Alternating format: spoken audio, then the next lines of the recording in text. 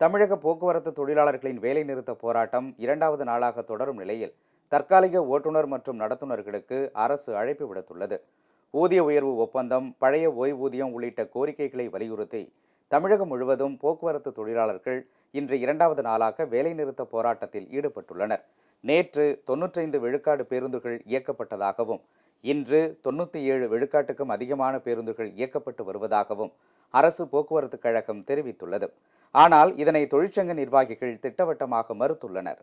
இப்பொழுதும் செய்திகள் ஊடகங்களில் 90% ஓடுகிறது, 95% ஓடுகிறது என்று ஊடகங்கள் அரசு தரப்பிலிருந்து செய்தி சொல்கிறார்கள். அவ்வாறு கிடையாது.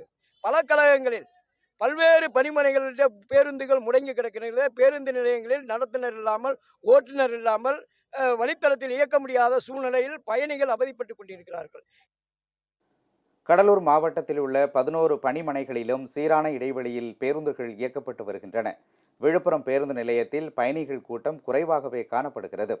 திருச்சி மத்திய பேருந்து நிலையத்தில் நேற்றை காட்டிலும் இன்று குறைவான பேருந்துகளே இயக்கப்படுகின்றன. இதனால் பேருந்து நிலையம் வெறிச்சோடி காணப்படுகிறது. கோரிக்கைகளை நிறைவேற்ற வலியுறுத்தியும் தற்காலிக ஓட்டுநர்களை கொண்டு அரசு பேருந்துகள் இயக்கப்படுவதை கண்டித்தும் சென்னை, தஞ்சை உள்பட தமிழகம் முழுவதும் உள்ள பணிமனைகளை தொழிற்சங்கத்தினர் முற்றுகையிட்டனர்.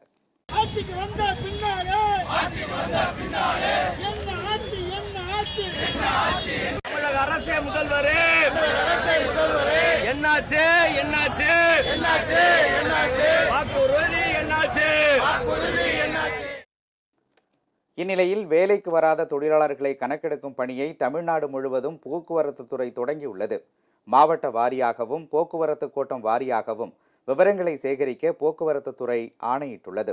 பேருந்து இயக்கத்திற்கு இடையூறு ஏற்படுத்தும் ஊழியர்கள் மீது ஒழுங்கு நடவடிக்கை உடனடியாக எடுக்கப்படும் என போக்குவரத்து துறை எச்சரிக்கை விடுத்துள்ளது. இதேபோல் பயிற்சி பெற்ற தற்காலிக ஓட்டுநர்கள் மற்றும் நடத்துனர்களுக்கு அரசு போக்குவரத்து துறை அழைப்பு விடுத்துள்ளது. தற்காலிக பணிக்கு விருப்பம் தெரிவிப்பவர்கள் அசல் சான்றிதழ் மற்றும் ஆதார் அட்டையுடன் போக்குவரத்து கழகத்தை அணுகுமாறு கேட்டுக்கொள்ளப்பட்டுள்ளனர்.